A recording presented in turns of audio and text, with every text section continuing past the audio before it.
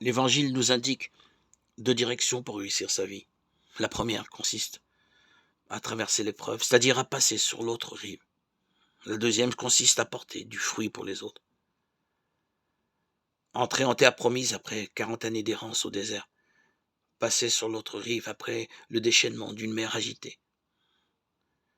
Revenir à la maison du Père après les tristesses du péché. Être porté sur les épaules du bon berger après la peur et la solitude. Se tenir au milieu d'une foule immense, vêtue de blanc, palme à la main, devant le trône et l'agneau, après la grande épreuve. Voilà comment la Bible parle de notre aventure ici-bas. Réussir sa vie, c'est probablement passer avec Jésus de ce monde à son Père.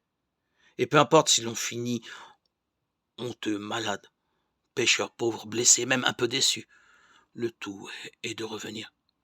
Mais pas tout seul. Les nombreuses paraboles de Jésus font souvent écho au thème de la responsabilité et de la fécondité.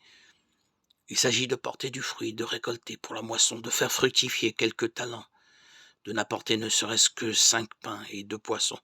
Évidemment, Dieu n'a pas besoin de nos œuvres. Nous pouvons rentrer à la maison, les mains vides et même le cœur sale.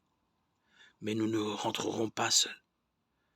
C'est le peuple qui rentre en terre promise, c'est la barque de l'Église qui passe sur l'autre rive. C'est une foule de toutes nations, tribus, peuples et langues qui se tient devant le trône.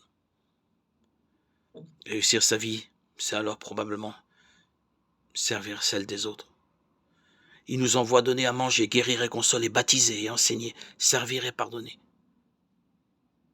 Réussir sa vie, c'est rentrer à la maison du Père en s'écriant « Me voici et les fils que tu m'as confiés ». Hébreux 2,13.